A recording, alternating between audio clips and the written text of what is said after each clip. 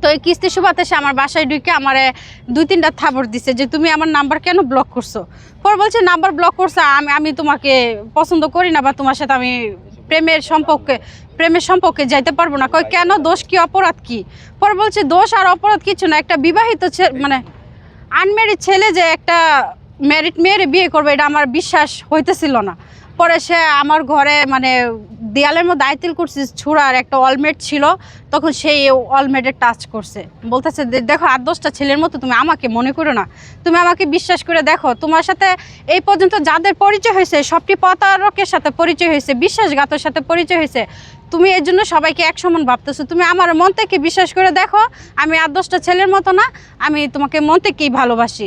তো ওর কথাতেই মানে এরকমভাবে সে কথা বলতে বলতে তার মায়াতে বা তার প্রস্তাবে আমি রাজি হওয়ার পরে সে আমার বাসায় আসছে, আইসে আমার বকাবাদ্য দিতেছে যে তুমি করো, ব্লগটা ছোটাও।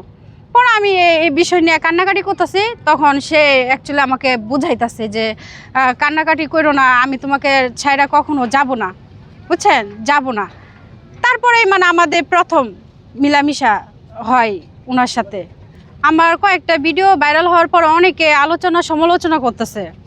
তো আমার বাড়ি নেত্রকোনা মোহনগঞ্জ থানা, আর যার সাথে আমার সম্পর্ক ওর নাম মশিউর, ওর বাড়ি মাইমাসিং ফুলবাড়িয়া, পপি এনজিওতে ও চাকরি করতো। ওই চাকরির সুবাদে তার সাথে আমার পরিচিত, ওনার কাছ থেকে 50,000 টাকা লোন উঠাইছি, এই লোনের মাধ্যম থেকে তার আমার পরিচিত। আমার আগে বিয়ে হয়েছিল, ডিভোর্স হয়ে গেছে, আমার একটা মেয়ে বাবু আছে। তো ও সব কিছু জানি না শুই না, মানে কোম্পানি কিস্তি দিলে তো সব কিছু জানি না শুনেই তো দেয় আমি কি কাজ করি না করি। তো ও জানতো যে আমার স্বামী নাই, এইভাবেই তার সাথে আমার পরিচিত লোনের মাধ্যমে।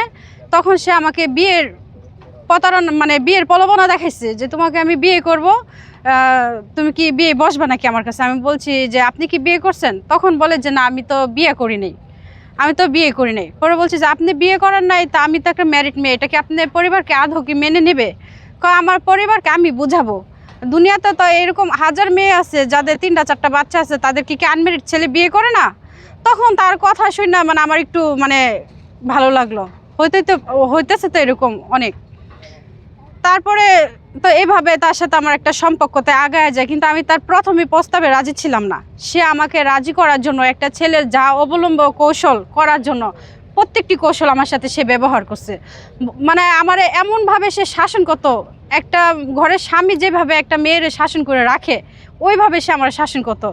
আর ওর এলাকার আশেপাশে অনেক তাকে বুঝাইছে যে এই মেয়েটার কিন্তু বিয়ে হয়েছে, বাচ্চা আছে, তুমি যে মেয়েটার যে বিয়ের প্রলোভনা দেখাচ্ছ এটা কি তুমি রিয়েল লাইফ করতে চাচ্ছ নাকি কয়েকদিন ব্যবহার করে আবার ছাইড়া দিবা? তখন সে আল্লাহর কসম কাটলো, মসজিদ মাদ্রাসার বহুত কিছু সে বলছে।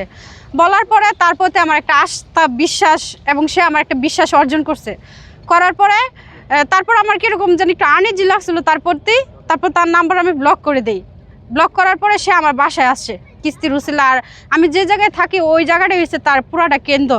কারণ সে যদি আসে এলাকার কেউ তাকে মাইন্ড করে না, যেহেতু সে প্রতিদিনে কিস্তি নেয়, আদান প্রদান করে, এর জন্য তাকে কেউ মাইন্ড করে না, বুঝছেন। এরপরে আপনাকে আসলে কি কি প্রলোভন দেখিয়েছিল, তারপরে এই ঘটনাটা বলেন। প্রথম আপনার সাথে সে কি কি আপনার সাথে প্রথম সে মিলামেশা বলছে বিয়ের প্রলোভনা দেখাই তো সে আমার ঘরে ঢুকার পরেই তো সে আমাকে বুঝাচ্ছে যে 8-10টা ছেলের মতো আমি না, তুমি আমাকে বিশ্বাস করে দেখতে পারো। হ্যাঁ, লাইফে তো অনেকের ঘটনা ঘটে, তুমি তো লাইফে ভুল মানুষের সাথে জড়াইছিলা, হয়তো এখন সঠিক মানুষটারও তোমার কাছে ভুল মনে হচ্ছে। তো ও আমার এইভাবে বুঝাইবার পরে মানে আমার ঘরের মধ্যে এইভাবেই মানে অ্যাকচুয়ালি তার সাথে আমার একটা সম্পর্ক হয়ে যায়। হওয়ার পরে সে আমার একাধিকভাবে মানে সে আমাকে যেহেতু আমার সাথে মিলামিশা করছে, তখন আমিও তার প্রতি মানে একটা মায়া মহব্বত সৃষ্টি হয়ে গেছে বা তার প্রতি আমিও দুর্বল হয়ে গেছি। দুর্বল হওয়ার পরে সে আমাকে নিয়ে বিভিন্ন জায়গায় গেছে, যেমন আমার এলাকাতে অনেকটি জায়গাতে ঘুরতে গেছে। তারপরে মাইমাসিং গাঙ্গিনাপাড়ার তাজমহল ওখানে হোটেল আছে, ওখানে আমার নিয়ে গেছে, মার্কেটের কথা বলে নিয়ে যায়। একাধিকভাবে সে আমার সাথে মিলামিশা করছে।